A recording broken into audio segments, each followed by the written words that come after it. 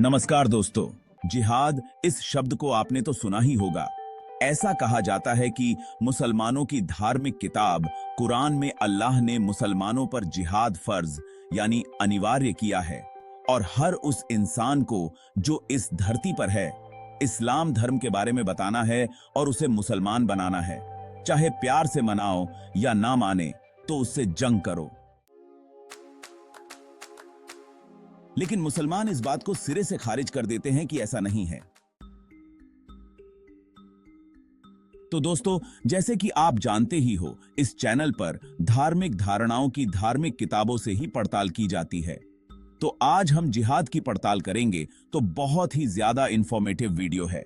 आप चाहे किसी भी धर्म के मानने वाले हो और अगर आप मुसलमान हैं तब तो आप जरूर इस वीडियो को पूरा देखें और चैनल को अभी तक सब्सक्राइब नहीं किया है तो फौरन कर दीजिए। मैंने इस पड़ताल में कुरान की कई आयतों का जायजा लिया है। पहले वो आयतें एक एक करके मैं आपको सुनाऊंगा। सबसे पहले ये जानते हैं कि क्या मुसलमानों को कुरान में ये हुक्म दिया गया है कि सबको जबरदस्ती मुसलमान बनाना है। ये आयत सुने। सूरह यूनुस सूरह नंबर 10 आयत नंबर 99। और अगर आपका रब चाहता तो सभी लोग जो धरती पर हैं ईमान ले आते। तो क्या आप लोगों को मजबूर करेंगे कि वे ईमान लाएं? इस आयत से यह स्पष्ट होता है कि अगर अल्लाह चाहता तो सबको ईमान वाला यानी कि मुसलमान ही बना देता। और आगे यह पूछा है कि क्या आप लोगों को मजबूर करेंगे कि वो ईमान लाएं? मतलब किसी को भी ईमान लाने के लिए मजबूर नहीं किया जा सकता। सूरह अल गाशिया सूरह नंबर 88 आयत नंबर 22 से 26 में है कि आप उनके ऊपर दरोगा यानी कि निगरानी करने वाले नहीं हैं। लेकिन जिस किसी ने मुंह फेरा और इनकार किया तो अल्लाह उसे बड़ी यातना देगा। निसंदेह हमारी ही तरफ उनको लौटना है और हमारे ही जिम्मे है उनका हिसाब लेना। इस आयत में यह समझ में आ रहा है कि पैगंबर मोहम्मद साहब को अल्लाह कह रहे हैं कि आप उन लोगों पर दरोगा नहीं हैं। जो भी इनकार करेगा उसका हिसाब लेना अल्लाह के ही जिम्मे है। सूरह बकरा सूरह नंबर 2 आयत नंबर 2 156। दीन यानी कि धर्म में कोई जबरदस्ती नहीं है। सही रास्ता गलत रास्ते से साफ तौर पर अलग हो चुका है। इसलिए जो कोई भी तागूत झूठे देवताओं का इनकार करे और अल्लाह पर ईमान लाए उसने एक ऐसा मजबूत सहारा पकड़ लिया है जो कभी टूटने वाला नहीं है। अल्लाह सुनने वाला जानने वाला है। इस आयत में स्पष्ट रूप से कहा गया है कि धर्म के मामले में किसी पर भी जबरदस्ती नहीं की जा सकती, क्योंकि सत्य और असत्य के बीच फर्क स्पष्ट हो चुका है। चलो ये बात तो क्लियर हो गई कि जबरदस्ती किसी को भी कुरान के मुताबिक धर्म परिवर्तन कराना गलत है। अब जिहाद को समझने के लिए कुछ मुख्य आयतें हम जानते हैं। सूरह अल बकरा सूरह नंबर 2 आयत 190 से 193 तक। और अल्लाह के मार्ग में उन लोगों से लड़ो जो तुमसे लड़े, किंतु ज्यादती न करो। निस्संदेह अल्लाह ज्यादती करने वालों को पसंद नहीं करता। और जहां कहीं उन पर काबू पाओ कत्ल करो और उन्हें निकालो जहां से उन्होंने तुम्हें निकाला है, इसीलिए कि फितना उत्पीड़न कत्ल से भी बढ़कर गंभीर है। लेकिन मस्जिद हराम काबा के निकट तुम उनसे न लड़ो जब तक कि वे स्वयं तुमसे वहां युद्ध न करें। अतः यदि वे तुमसे युद्ध करें तो उन्हें कत्ल करो। ऐसे इनकारियों का ऐसा ही बदला है। तुम उनसे लड़ो यहां तक कि फितना यानी कि उत्पीड़न शेष न रह जाए और धर्म अल्लाह के लिए हो जाए। अतः यदि वे बाज आ जाएं तो अत्याचारियों के अतिरिक्त किसी के विरुद्ध कोई कदम उठाना ठीक नहीं। इन आयतों से पता चलता है कि ये किसी विशेष वक्त में हुई घटना के संदर्भ में कहा जा रहा है। जिन लोगों ने उस दौर में मुसलमानों को अपने घर छोड़ने पर मजबूर किया और उन पर अत्याचार किया, उनके खिलाफ लड़ने को कहा गया है। और यह भी कहा है कि ज्यादती मत करो। अल्लाह ज्यादती करने वालों को पसंद नहीं करता और अत्याचारियों के सिवा किसी के विरुद्ध कोई कदम उठाना ठीक नहीं है। ये आदेश पैगंबर मोहम्मद साहब और उनके अनुयायियों को दिए गए हैं, न कि बाद वाले मुसलमानों को। ये युद्ध उसी वक्त हो चुका है, इसका आज के समय से कोई लेना देना नहीं है। सूरह अल हज सूरह नंबर 22 आयात नंबर 78। इसमें व्यापक अर्थ में जिहाद का उल्लेख किया गया है, जिसमें अल्लाह की राह में संघर्ष करना शामिल है और परस्पर मिलकर जिहाद करो अल्लाह के मार्ग में, जैसा कि जिहाद का हक है।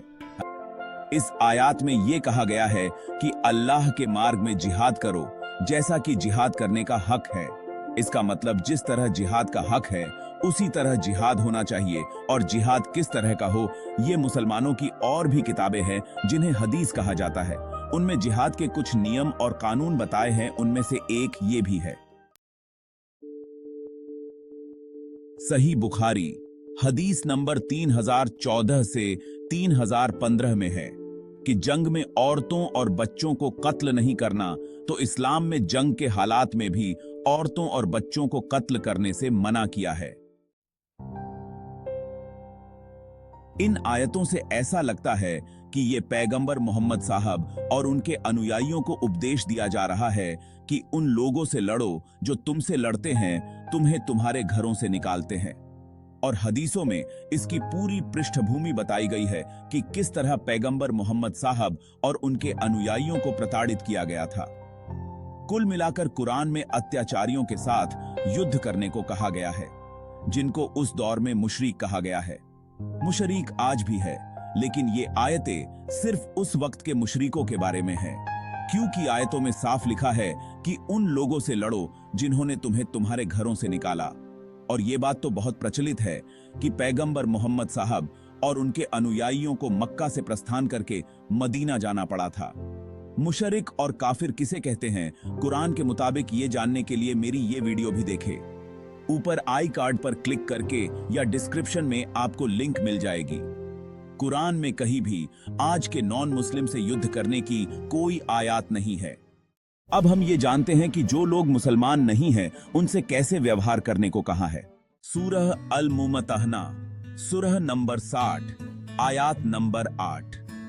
अल्लाह तुमको उन लोगों के साथ भलाई और न्याय करने से नहीं रोकता जो तुमसे धर्म के मामले में लड़ाई नहीं करते और न ही तुम्हें तुम्हारे घरों से निकालते हैं।